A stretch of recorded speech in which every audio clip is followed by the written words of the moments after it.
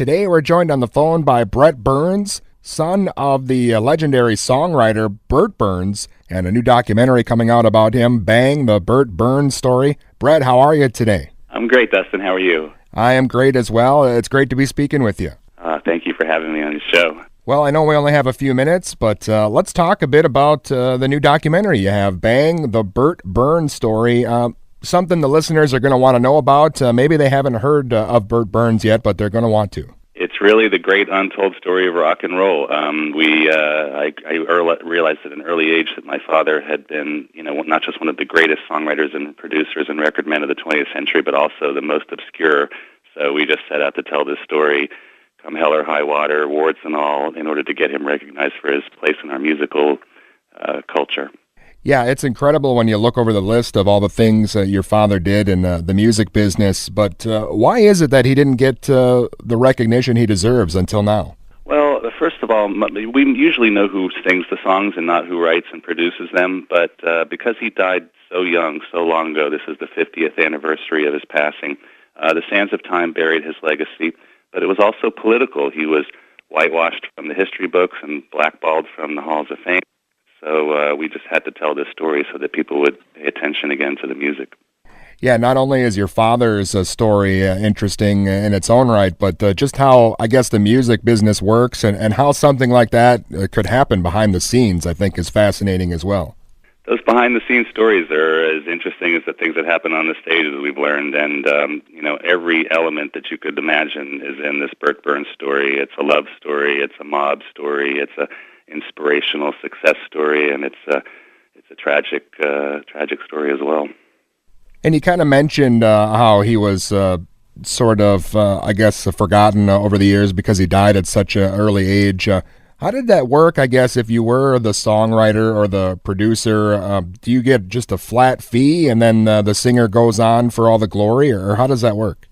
Generally, the singer gets the glory, and unless you're a celebrated producer and songwriter like Bert Berns Story or Phil Spector, people just don't really know who wrote and produced the songs. But it's the music publishing that is the sort of enduring way to sort of earn a living on these songs, and these songs help pay for us to make this film.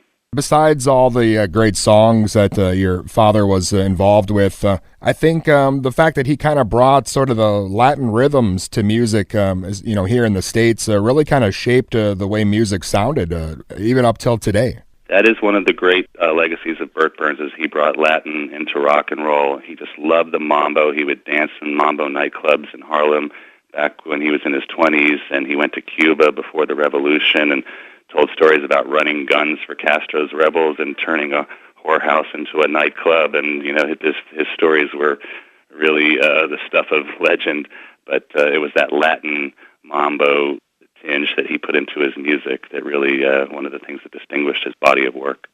Well, I know he also did a lot behind the scenes as far as producing, and he also had his own label, Bang Records. Of course, that's why the documentary is called Bang, the Bert Berns Story. But can you talk a bit about that? I mean, he was a young guy, but really he was making a lot of big moves in the music industry. Right. Well, he knew he was going to die young, so he just lived life like there was no tomorrow, and everything that he did was just sort of doubling his success. He starts off as a $50 a week songwriter, then he becomes staff producer at Atlantic Records, then he starts Bang Records.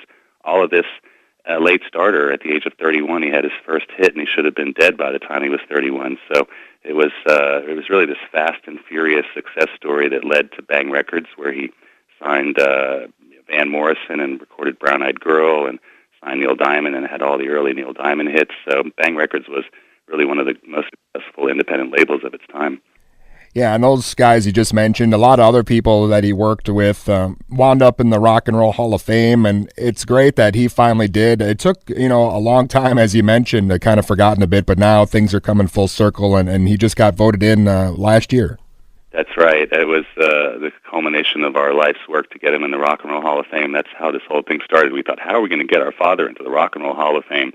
And we just decided to go at it in every medium. It all began with a book by Joel Selvin that came out in 2014, Here Comes the Night, The Dark Soul of Bert Berns and the Dirty Business of Rhythm and Blues, and that book was an enormous success. And then we have a musical also that was off-Broadway in 2014 called Piece of My Heart, which is aiming for Broadway in the coming season. But it was this documentary film that I spent 10 years interviewing my father's colleagues and the people who made this music with him, and it's really sort of the greatest achievement that I could have hoped for.